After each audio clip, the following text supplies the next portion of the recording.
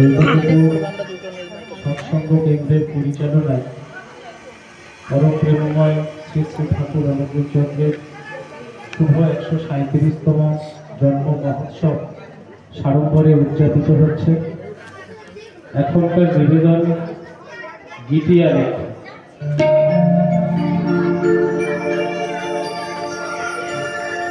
গীতি আলেখ্যের বিষয়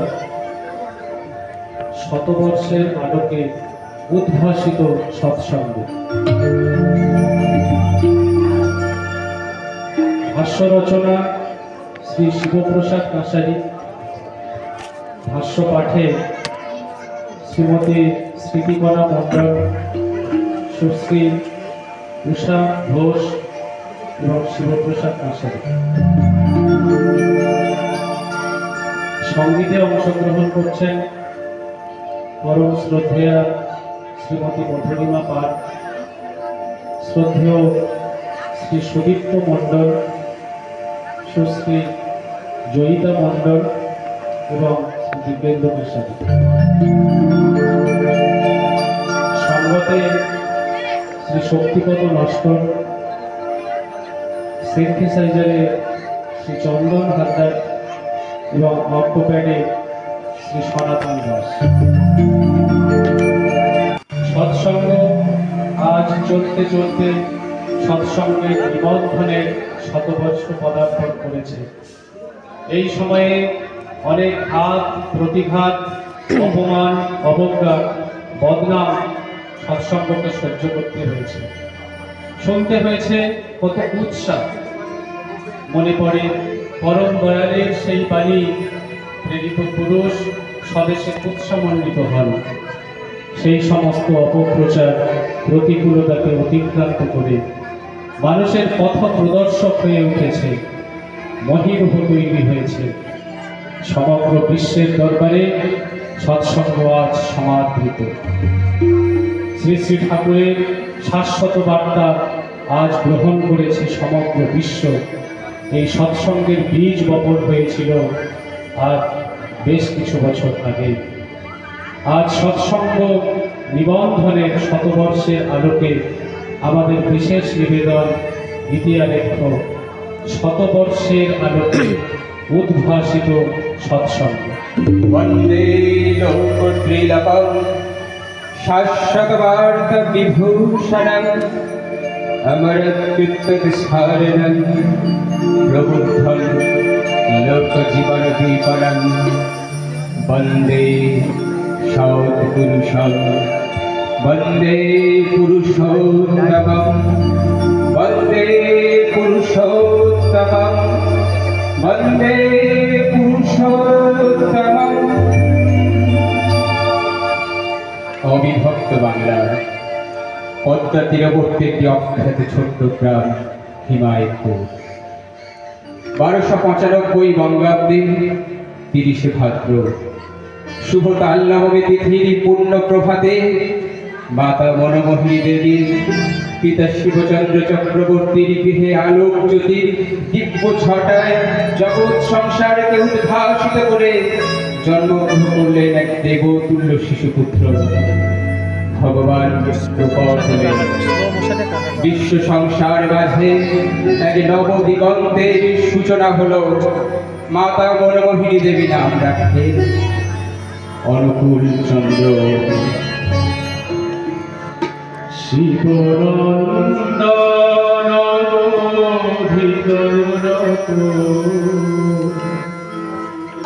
আসিলে ধরায় তুমি শারদ কালে শিবনন্দন হৃদয় আসিলে ধরায় তুমি শারদ কালে মধুর হাসি হেসে তুমি না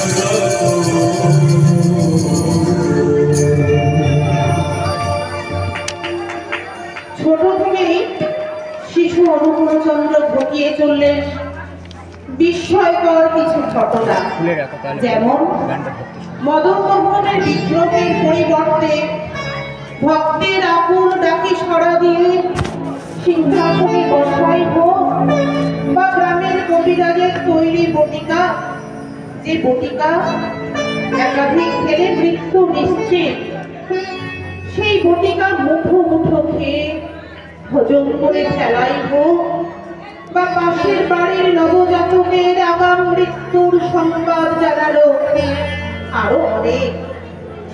এইভাবে দিন যায়, নিজ ক্ষমতা বলে দ্রষ্টা ঋষিদি করা ভবিষ্যৎ বাণীকে সত্য করে বালক অনুকূলচন্দ্র হয়ে উঠেছে লোকবাণী। বন্ধুরা তাকে ডাকতে শুরু করেছে রাজা বলে। সত্যি যে তিনি সমগ্র জগৎ সংসারের অধীশ্বর, প্রকৃত অর্থেই রাজা। বালক অনুকূলচন্দ্র জগতের সামনে নিজের আচরণ দিয়ে তুলে ধরলেন মাতৃভক্তির এক চরম নিদর্শন। স্কুলে অঙ্ক পরীক্ষার দিন, স্কুলে যেতে দেরি হয়, মাতা মনমোহিনী দেবী রেগে গিয়ে পুত্রকে বললেন, আজ তুই একটা অঙ্কও করতে পারবি না। ছোট্ট অনুকূলচন্দ্র পরীক্ষায় দেখলেন সব অঙ্কই জানা, কিন্তু বালক কাঁদতে লাগলেন। মাস্টারমশাই জিজ্ঞাসা করলেন, তুমি কাঁদছো কেন? তোমার কি কোনো অঙ্ক জানা পড়েনি? বালক অনুকূলচন্দ্র বললেন, মাস্টারমশাই সব উত্তরই আমার জানা, কিন্তু মা যে বলেছে আজ আমি একটা অঙ্কও পারবো না, তাই আমি যদি অঙ্ক করি তাহলে মায়ের কথাটা মিথ্যা হয়ে যাবে। মাস্টারমশাই অনেক বোঝালেন, কিন্তু অনুকূলচন্দ্র সাদা খাতা জমা দিলেন মায়ের কথা সত্য করার জন্য। তাদের জীবন যে এমনই, যুগে যুগে তার প্রমাণ দিয়েছেন বারে বারে।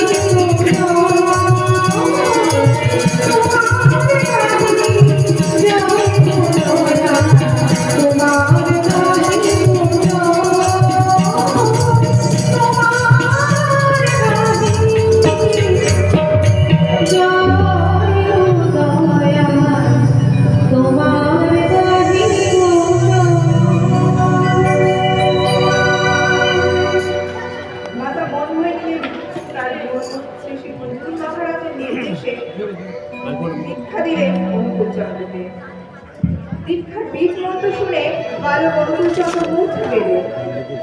যখন জ্ঞান ফিরল, বালক মাকে বললেন, মা, এ নাম তো আমি অনেক আগে থেকেই করি। উল্লেখযোগ্য বিষয়, নিজের সাধনা করে সেই নাম পেয়েছিলেন মাতা মনোমোহিনী দেবী। অনুকূলচন্দ্রের বিবাহ সম্পন্ন হল পাশের গ্রামে দেবকন্যা ষোড়শীবালা দেবীর সাথে। লক্ষ্মীনারায়ণের মিলন হলো। শ্রী ঠাকুর বলেছিলেন, আমি যদি নারী দেহ ধরে আসতাম তাহলে সেটা হতো ওই বড় বউয়ের মতো। স্কুলে পরীক্ষার অর্থ জমা দেওয়ার দিন এক বন্ধুর পরীক্ষার অর্থ জমা দিতে পারছে না। পরীক্ষার অর্থ জোগাড় হয়নি তাই। বন্ধুর বেদনায় অনুকূলচন্দ্রের হৃদয়ে কেঁপে উঠল। নিজের পরীক্ষার অর্থ বন্ধুর নামে জমা করে দিলেন। তখন আর্থিক দুর্দশার জন্য নতুন করে ফিস সংগ্রহ করা সম্ভব ছিল না। অনুকূলচন্দ্রের পক্ষে এই ফিস সংগ্রহ করা সম্ভব ছিল না, তাই পরীক্ষা দেওয়া হলো না অনুকূলচন্দ্রের। মায়ের ইচ্ছায় অনুকূলচন্দ্র কলকাতায় চলে এলেন ডাক্তারি পড়তে। কলকাতায় শুরু হলো অনুকূলচন্দ্রের কষ্টের জীবন। কোনোদিন খাওয়া যুক্ত বা কোনোদিন শুধু জল খেয়ে কাটিয়ে দিতেন। শোভাবাজারে এক কয়লার গুদামে অসহ্যকর অস্বাস্থ্যকর স্থানে থাকতে হতো। এর মধ্যে তিনি মাঝে মাঝে যেতেন স্টিমার ঘাটে। কুলিদের দুর্দশা, তাদের বিশৃঙ্খলা জীবনযাত্রা ঠাকুরের মনকে ব্যাকুল করে তুলত। তিনি কুলিদের সাথে মিশে সেবা করতে লাগলেন, তাদের চরিত্রের সংশোধন করলেন, এমনকি তাদের পোশাকও পরিষ্কার করে দিতেন। কুলিদের মধ্যে ধীরে ধীরে ভালোবাসা তৈরি হলো অনুকূলচন্দ্রের প্রতি। এরপর অনুকূলচন্দ্র চলে এলেন পাবনায়, শুরু করলেন ডাক্তারি। অল্প কিছুদিনের মধ্যে ঠাকুর বুঝতে পারলেন শুধু রোগের চিকিৎসা করলেই হবে না, এর সাথে মানুষের চরিত্র গঠন ও মননের চিকিৎসা একান্ত দরকার। সেই উদ্দেশ্যে ঠাকুর শুরু করলেন অভিনব আন্দোলন, সৎসঙ্গ আন্দোলন।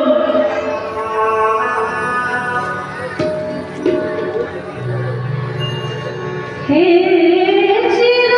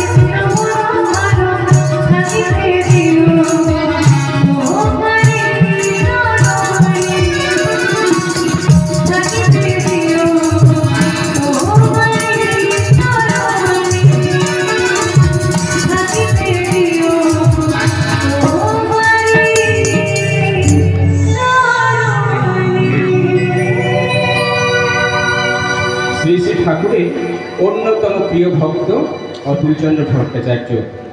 কর্মজীবন তাকে পাবনা থেকে দূরে নিয়ে যাবে। বিরহ বিচ্ছেদ কাতর ভক্ত প্রেমাশ্রু ধারায় প্রার্থনা করলেন, নিরন্তর দিব্য ভাব ধারায় অনুপ্রাণিত থাকতে পারে এমনতর শ্রীহস্ত লিখিত অমৃত নির্দেশ।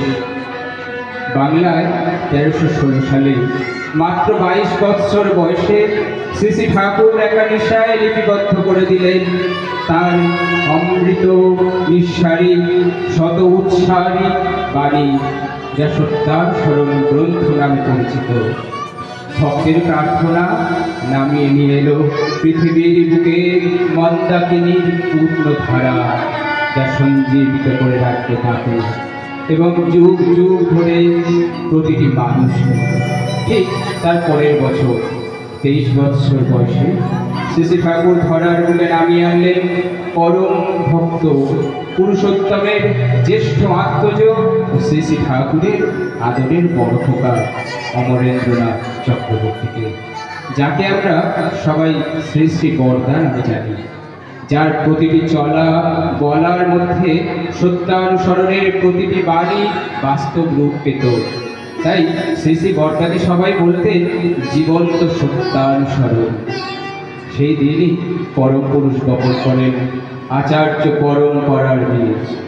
শ্রী শ্রী ঠাকুর বললেন, আমি যা বড় খোকাও তাই, টাকার এপিঠ আর ওপিঠ। পরবর্তীতে শ্রী শ্রী বরদা হন প্রথম সৎসঙ্গের আচার্য, সকল সৎসঙ্গীদের পথ প্রদর্শক।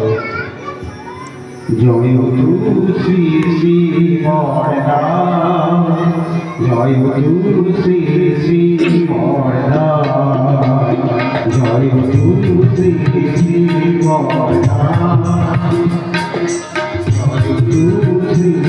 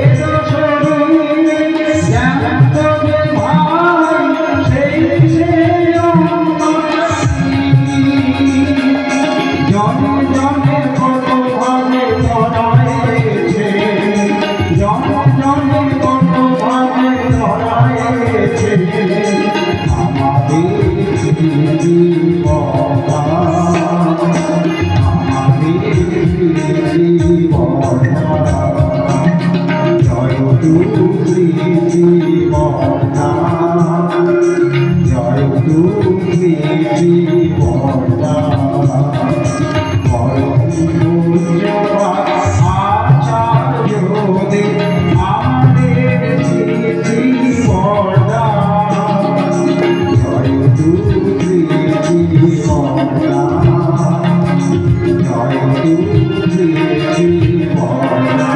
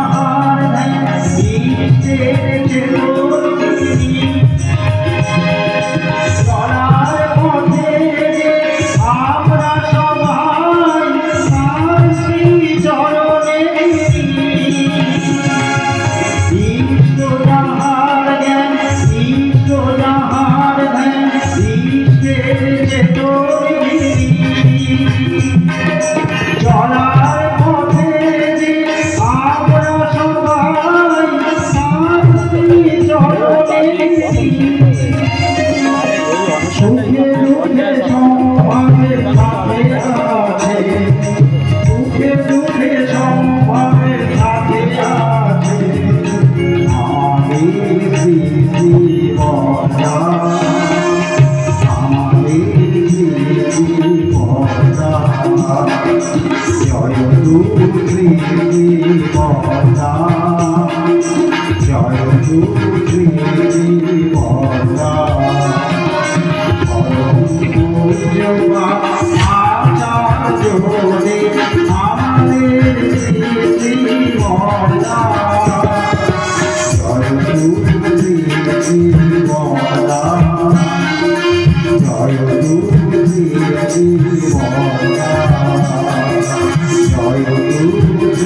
শ্রী বর্দা জয় গুরু শ্রী শ্রী বর্দা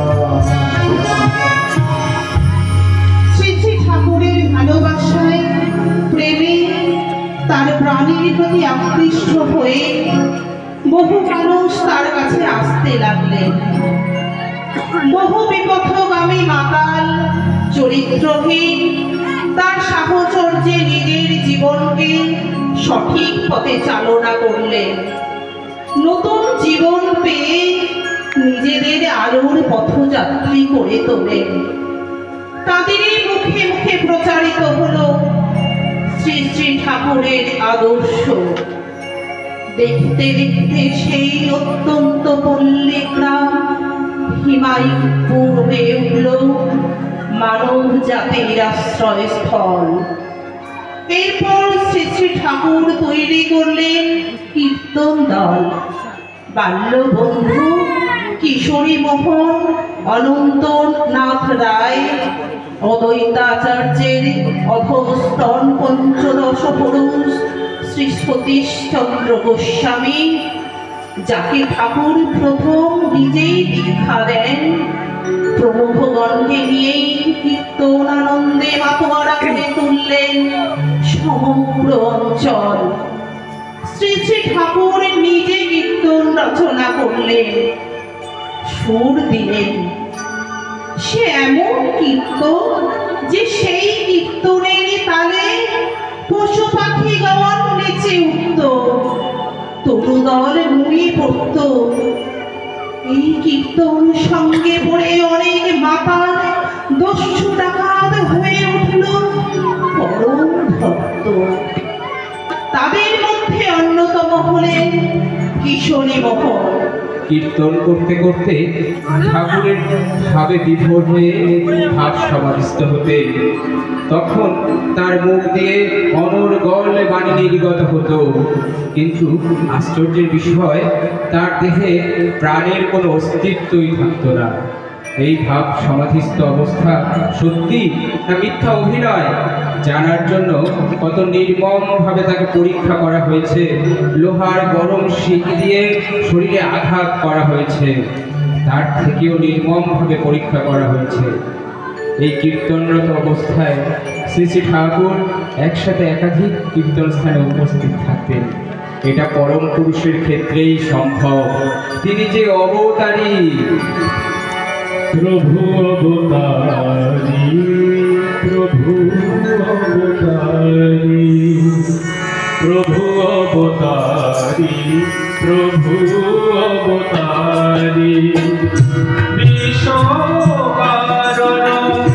হে পুরুষোত্তম, বিশ্বকারণ হে পুরুষোত্তম,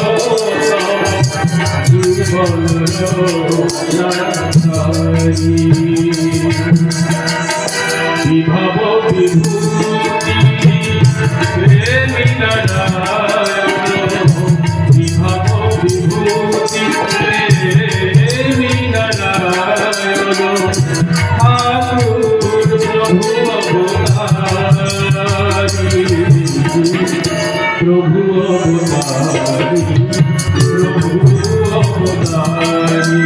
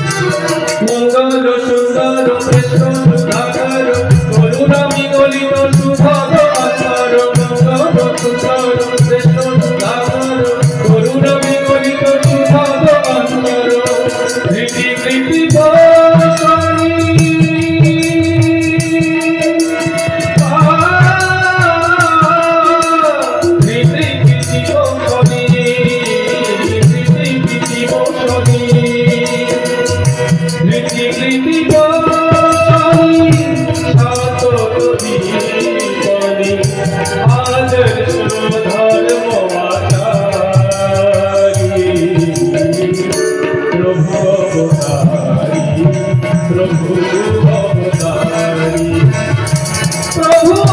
অবতারি প্রভু অবতারি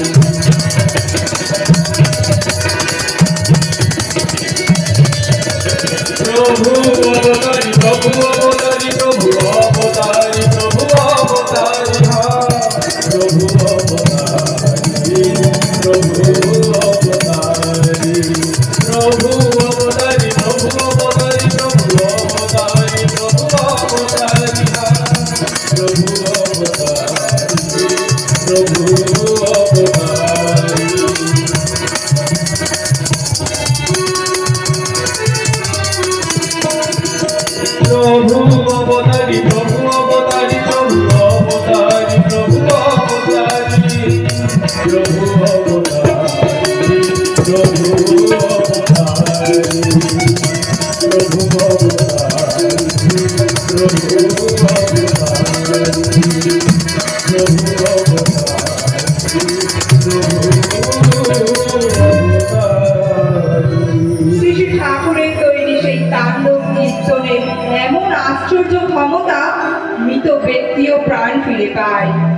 কুষ্টিয়ার কৃষ্ণপদ বিশ্বাস নামক ইষ্টভ্রাতাকে একবার বিষধর কাল কেউটে দংশন করে।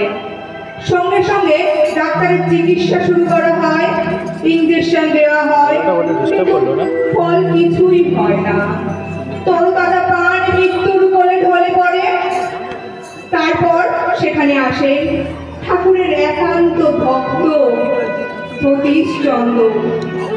তিনি সমস্ত দেখে ও শুনে অবিলম্বে মৃতদেহ কাঁধে তুলে শুরু করলেন তাণ্ডব কীর্তন। ধীরে ধীরে প্রাণ ফিরে আসে মৃতদেহে, সম্পূর্ণ সুস্থ হয়ে ওঠে। ঠাকুরের কাছে রোগের কথা নিবেদন করলে ঠাকুর তার নিজ দেহে ধারণ করতেন। একবার সতীশদার কোমরে প্রচন্ড ব্যথা হয়েছে, উঠতে পর্যন্ত পারছে না, খুব কষ্ট পাচ্ছে।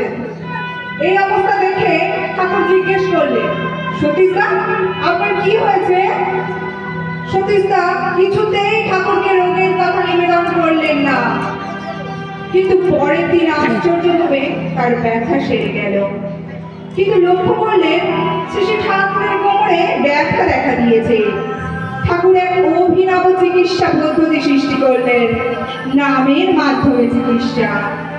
দেহ স্পর্শ করে নাম করা হতো, কখনো নিরবিচ্ছিন্ন ভাবে, কখনো পর্যায়ক্রমে রোগী সুস্থ হয়ে উঠতেন। এই নাম চিকিৎসার কথা চারিদিকে ছড়িয়ে পড়ল। বহু দুরারোগ্য ব্যাধি থেকে রোগীরা সুস্থ হয়ে উঠত এই নাম চিকিৎসায়। আরও একদিনের ঘটনা। 12 দিন গোপেন্দ্রনাথ সাহার বাড়িতে শ্রী ঠাকুর এবং 30-40 জন ভক্তের নিমন্ত্রণ। সকলে সেখানে যাওয়ার জন্য প্রস্তুত। ঠাকুরের যাওয়ার কোনো প্রস্তুতি নেই দেখে সবাই ঠাকুরকে 12 দিন যাওয়ার কথা মনে করিয়ে দিলেন। ঠাকুর বললেন, পা চলছে না। এই কথা শুনে সবাই বললেন, ওরা এত সব রান্না করেছে, বাড়িতে খাবো না বলে এসেছি, তাহলে খাবো কি? ঠাকুর বললেন, ওদের লোক হয়তো স্টেশনে এসেছে, ওদের কাছে একটা চিঠি লিখে দিলেই হয়। ঠাকুরের কথা মতো কাজ হলো। ঠাকুর বললেন আশ্রম খেয়ে দিতে, কিন্তু 4-5 জনের রান্না হয়েছে আশ্রমে, তা দিয়ে 40 জন লোক কীভাবে খাবে? সে কথা সতীশদা ঠাকুরকে জানালেন। ঠাকুর বললেন, 2টি করে খেয়ে জল খেয়ে কোনো মতে কাটিয়ে দিন। তার কথায় সবাই আহারে বসলেন। ব্যাপার হলো, সকলে আকণ্ঠ ভোজন করলেন। 5 জনের ব্যবস্থায় 40 জনের ভোজন সম্পন্ন হলো। পরম পুরুষের লীলা। এইভাবে যুগে যুগে চলেছে একই ঘটনার পুনরাবৃত্তি, সেটা দাপর যুগেই হোক বা কলি যুগে। খাওয়া দাওয়া শেষ করে সকলে যখন বিশ্রামরত, বেলা প্রায় পড়ে এসেছে, তখন ঠাকুর বললেন, চলেন সবাই 12 দিন। সবাই অগত্যা সেখানে গেলেন। গিয়ে জানতে পারলেন গোপেনবাবুর ভাতৃবধূর প্রসব যন্ত্রণা হওয়ায় সমস্ত আয়োজন সুসম্পন্ন করে উঠতে পারেননি। ঠাকুর গৃহে প্রবেশের সাথে সাথে এক কন্যা সন্তানের জন্ম হয়। অবশেষে রাত্রে সকলে একসাথে মহা সমারোহে আপ্যায়িত হলেন। আর সবাই ঠাকুরের দেরি করে 12 দিন আসার কারণ বুঝতে পারলেন। আমাদের বোধের বা দৃষ্টির সীমা ছোট হওয়ায় অনেক ঘটনাই আমরা অলৌকিক মনে করি, কিন্তু সর্বজ্ঞ দ্রষ্টা পুরুষ, অবতার পুরুষ যিনি, তার জ্ঞানের পরিধির বাইরে কিছু নেই। তাই তিনি বহু বিষয় অনায়াসেই সম্পন্ন করেন।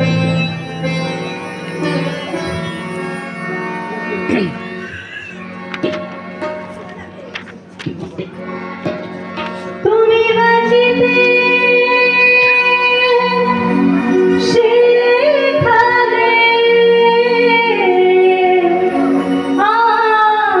আমারে,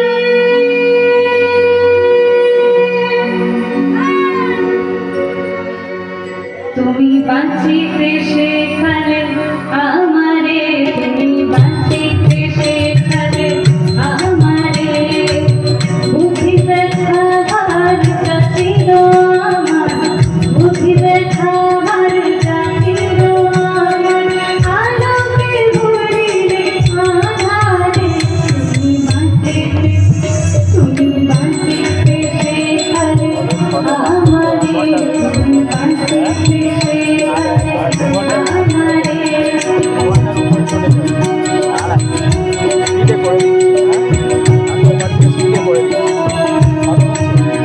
না স্পিডই করে দিন, স্পিডই বলে দেন।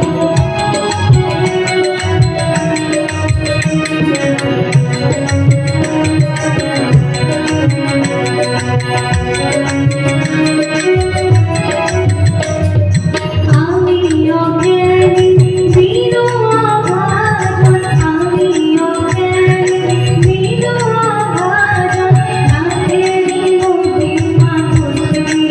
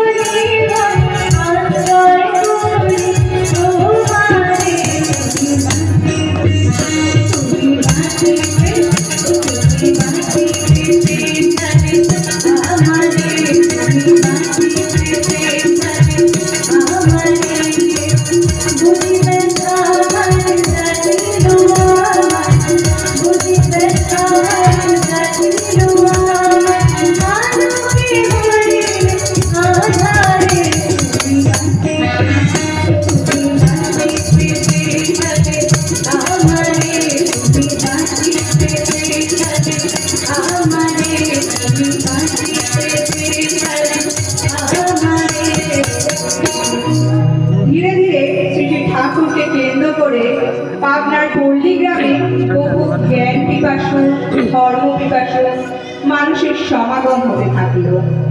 এদের মধ্যে অন্যতম ছিলেন তরুণ বিজ্ঞানী ও বিজ্ঞানী সিভি রমনের সহকারী শ্রী কৃষ্ণ প্রসন্ন ভট্টাচার্য। তিনি পরবর্তীতে ঠাকুরের কাছে আশ্রমেই থেকে যান এবং ঠাকুরের থেকে বহু জটিল বৈজ্ঞানিক বিষয়ে ঠাকুরকে প্রশ্ন করে তার সহজ সমাধান জনমানসে তুলে ধরলেন। শেষে ঠাকুরের বৈজ্ঞানিক বিভিন্ন গবেষণায় কাজে তাকে সাহায্য করতেন, উৎসাহ দিতেন।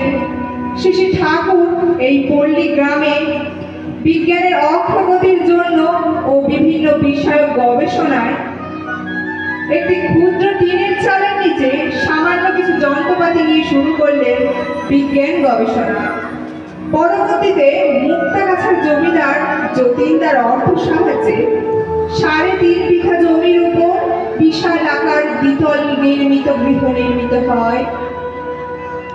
বিভিন্ন বিষয় গবেষণা চলত সেই গৃহের বিভিন্ন কক্ষে। সেই গৃহের নাম দেন বিশ্ববিজ্ঞান কেন্দ্র।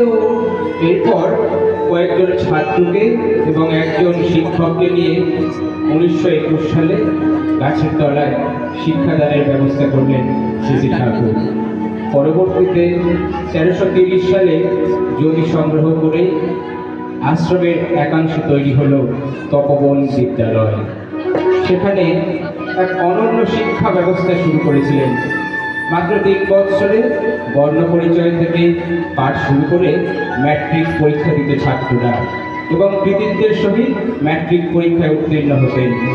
সেখানে কেবল পুঁথিগত বিদ্যা শেখানো হতো না, বিদ্যা অর্জন শেষে যাতে সবাই স্বাবলম্বী হতে পারে এমন হাতে কলমে শিক্ষা দেওয়া হতো শ্রী ঠাকুরের নির্দেশে। পরবর্তীতে তৈরি হয় ছাত্রদের জন্য তপবন বোর্ডিং। যে সকল ছাত্রছাত্রীরা এই বিদ্যালয় থেকে ম্যাট্রিক পাশ করেছিলেন তাদের উচ্চ শিক্ষার জন্য আশ্রমে কলেজের ব্যবস্থা করেছিলেন। পরবর্তীতে ওই college Manmohini Devi institution of science and technology নামে কলিকাতা বিশ্ববিদ্যালয়ের অন্তর্ভুক্ত হয়। একে একে শ্রী শ্রী ঠাকুর সেই পল্লী গ্রামের আশ্রমিকদের জন্য ও বহিরাগতদের আহারের জন্য মাতা মনমোহিনী দেবী ঠাকুর শ্বশুরবাড়ির একটি ঘরে গড়ে তুললেন ভোজনাগার আনন্দ বাজার। মেয়েদের জন্য আলাদা মাতৃবিদ্যালয়। 1932 সালে ওষুধ প্রস্তুতির জন্য তৈরি হয় কেমিক্যাল ওয়ার্ড। বইপত্র পত্রিকা মুদ্রণের জন্য সৎসঙ্গ প্রেস ও পাবলিশিং হাউস। তৈরি হয় কারখানা, যা সৎসঙ্গ মেকানিক্যাল ও ইলেকট্রিক্যাল ওয়ার্কস নামে প্রচলিত। এছাড়া ছাত্রী বিদ্যালয়, মেডিকেল এইডস কলাকেন্দ্র, নাট্যশালা, নারী জাতির উন্নয়নে ও শিল্পের অনুরক্তি জায়গার জন্য মাতৃসংঘ। দেখতে দেখতে ছোট্ট পল্লী গ্রাম মুখরিত হয়ে ওঠে। উন্নয়নের ধারায় সামাজিক ও আধ্যাত্মিক জাগরণের কেন্দ্রবিন্দু হয়ে উঠল। তাকে সবাই চিনল পাবনার সৎসঙ্গ নামে। জাগো আইয়া ভারত, জাগো আইয়া সন্তান, মুখরিত হোক সৃষ্টি।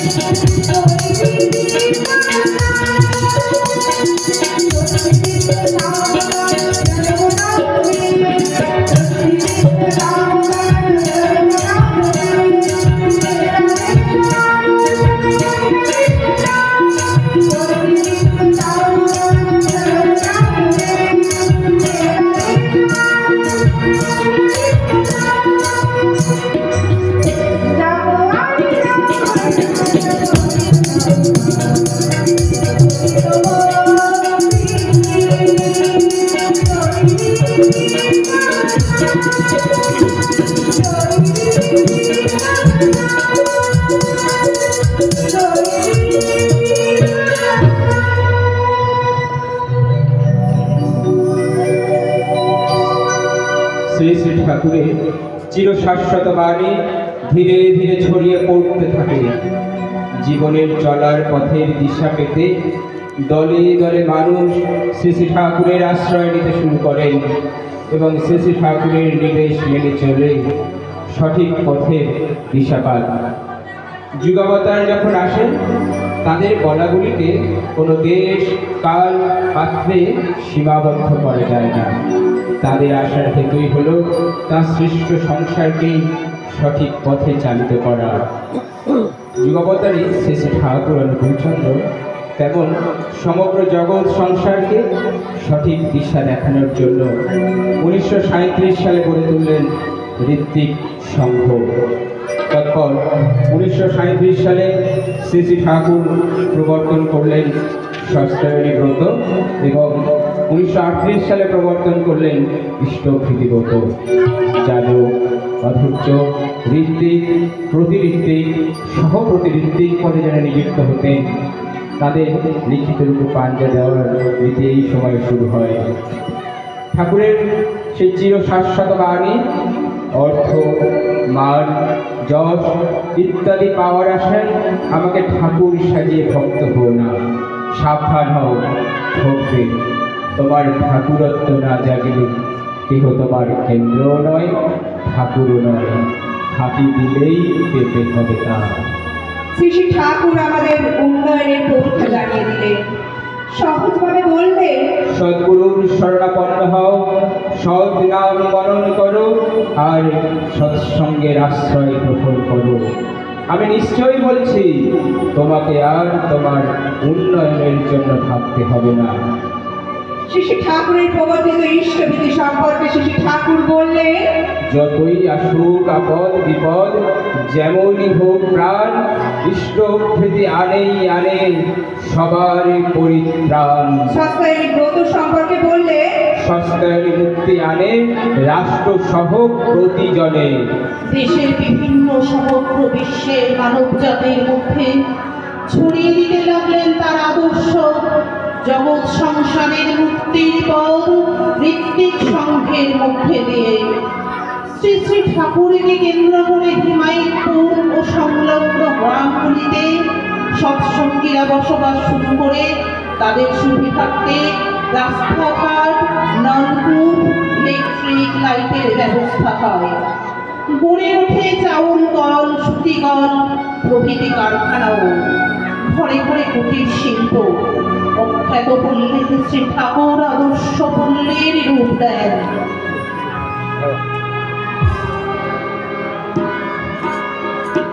শ্যামল ধারার বুকে জাগারে কবি, শ্যামল ধারার বুকে জাগারে কবি,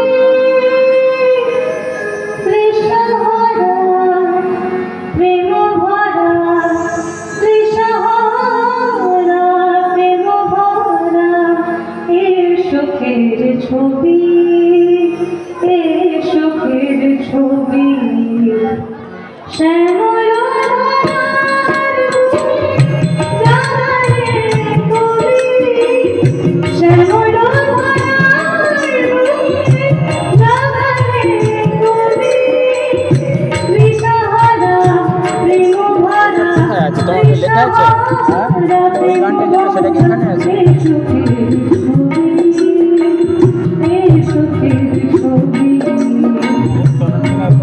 হ্যাঁ, আমি কেটে দিতে বলছি। এটা আমি ছোট করে দিচ্ছি, এটা ছোট করে সামান্য করে ছেড়ে দিচ্ছি, আর গানটা থাকছে না, গানটা থাকছে না।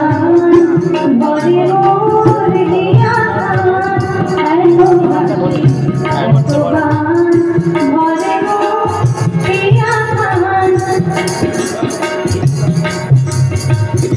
তোমার খুশির বেগে সদা দেব মোহমান, তোমার খুশির বেগে সদা দেব মোহমান,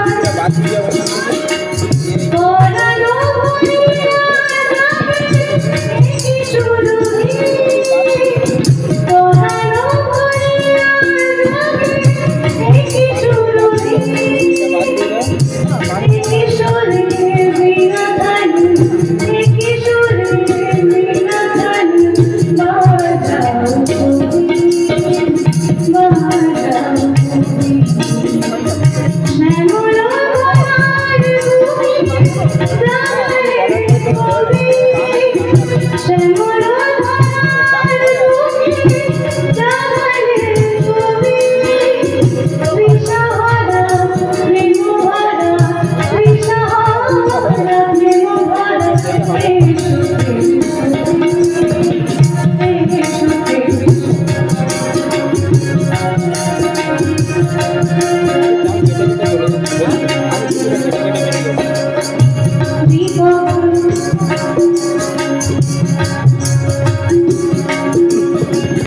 দীপক দীপন সুরে জাগিল জগৎ জুড়ে, দীপক দীপন সুরে জাগিল জগৎ জুড়ে, আনন্দের মধুমাখা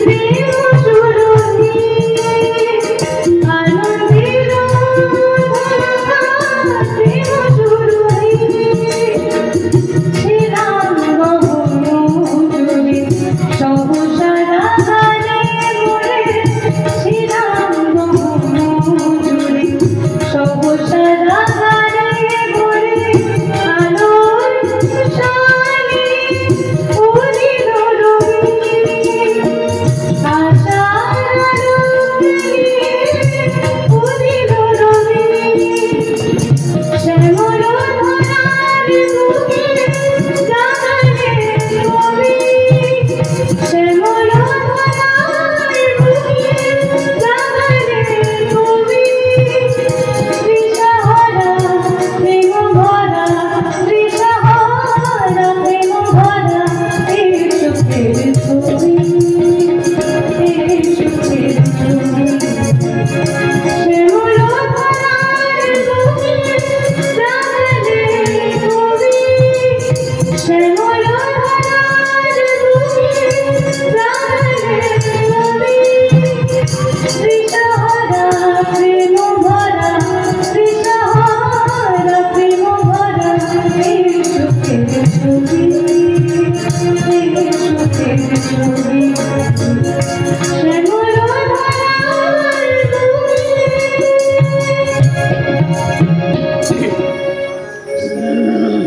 শ্রী শ্রী ঠাকুরের কর্মকাণ্ডের কথা, তার আদর্শের কথা জানার পর ঠাকুরের দর্শনে আসেন দেশবরেণ্য দেশবন্ধু চিত্তরঞ্জন দাস।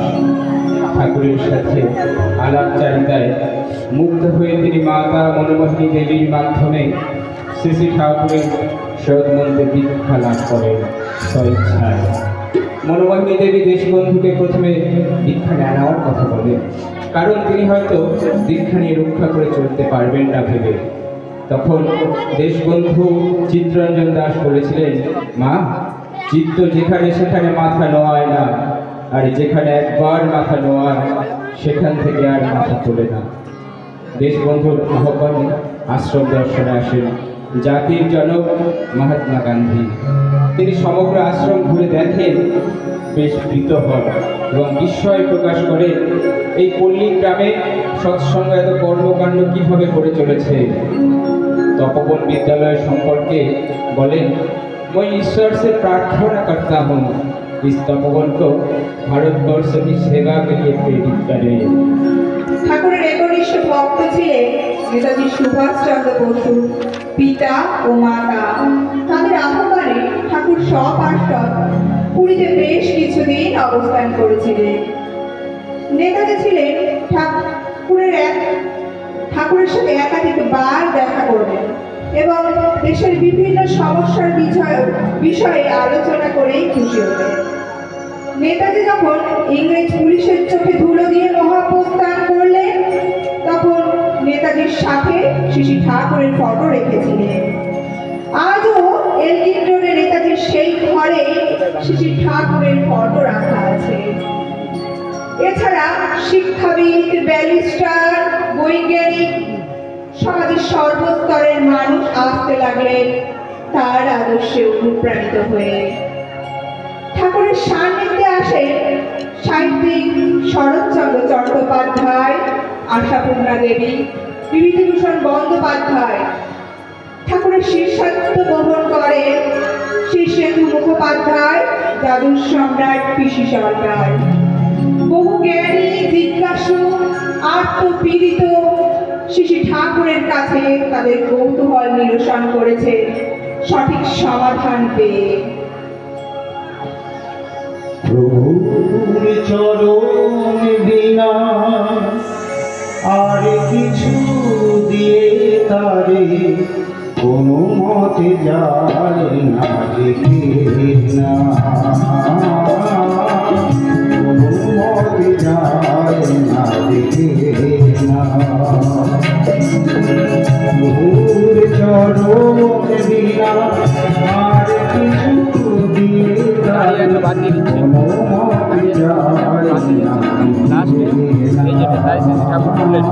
পুরোটা বাদ দিয়ে দিচ্ছি। এই না উষা বলবে, শেষ করবে, তুমি গান করে নেবে। না উষা এই যে সকল ঘরের জন্য বেরিয়ে পড়তে এই পর্যন্ত, এরপরে গান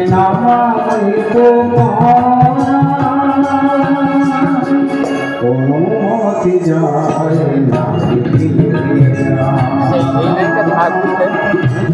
তাই শ্রী ঠাকুর বললেন, আমি যে দিয়ে গেলাম 10,000 বছর কাউকে আসতে হবে, এই পর্যন্ত থাক, তারপরে এটা আমি বলবো।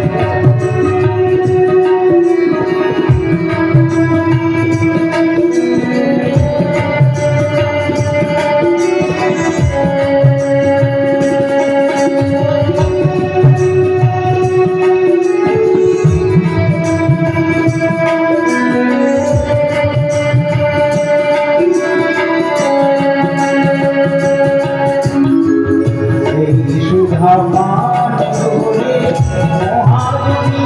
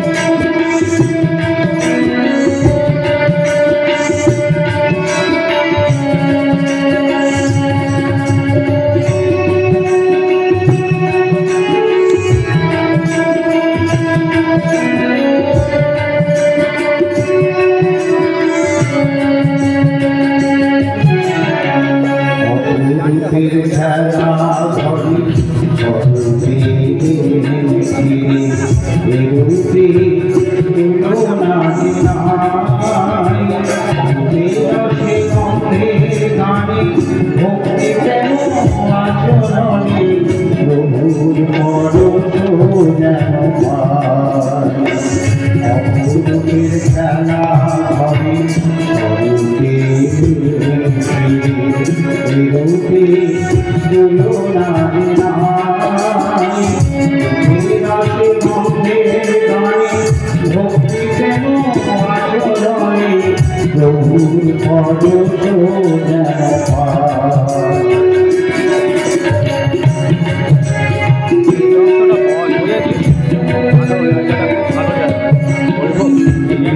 ভক্তিও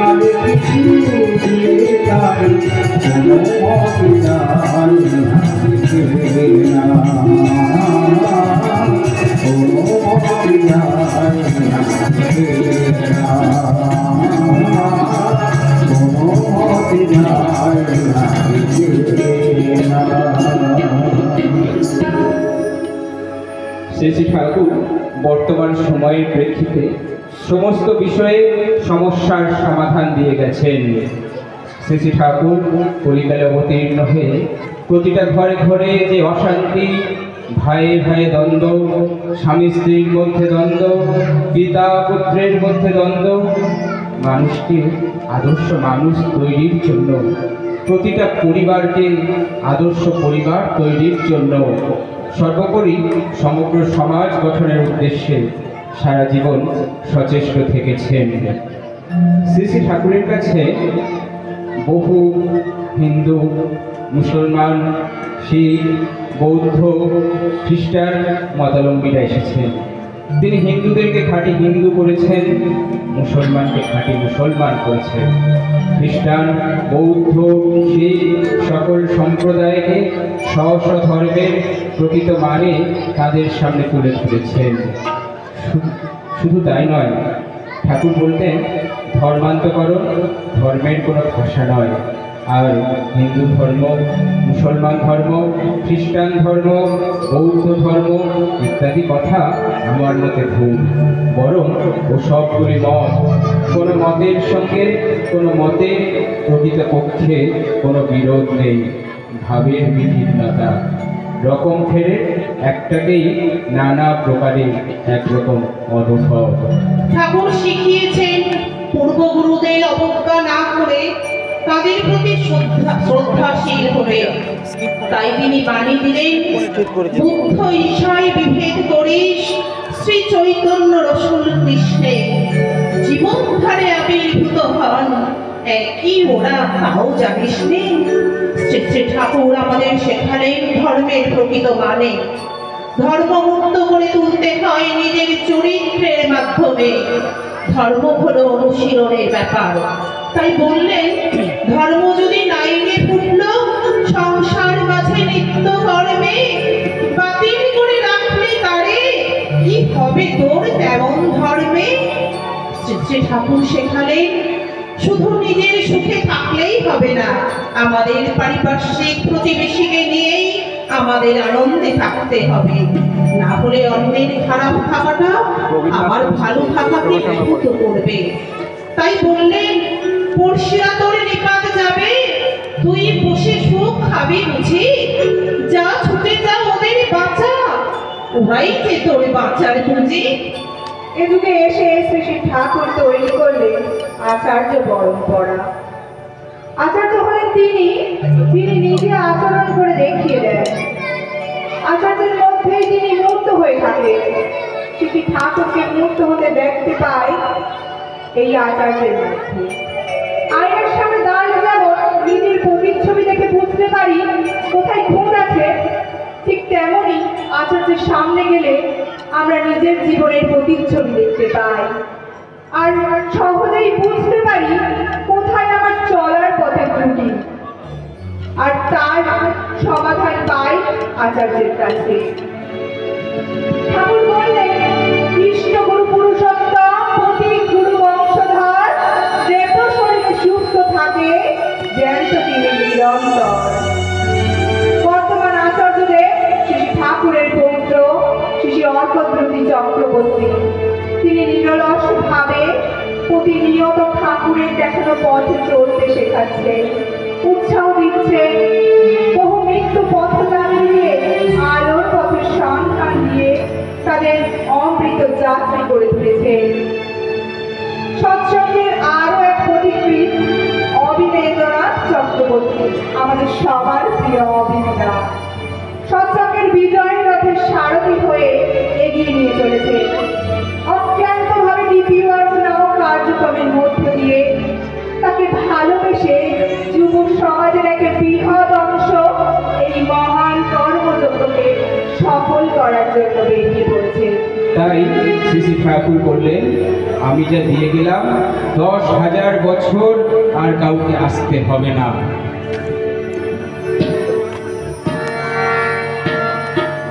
जीवन से भरा प्रभु नयन युगल प्रेम करुणा की धारा बहाता है।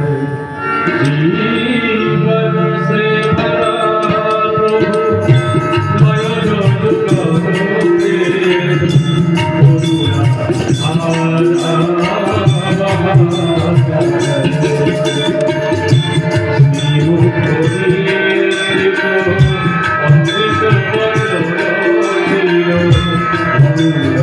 Oh